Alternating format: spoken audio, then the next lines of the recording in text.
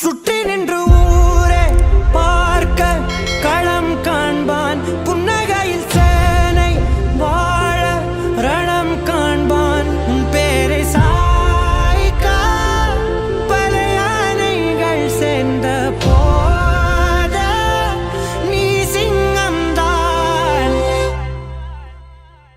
அந்த ஆகாயம் போதாத பறவை ஒன்று நதி கண்ணாடி பார்த்து மனம் நிறைந்தது இன்று.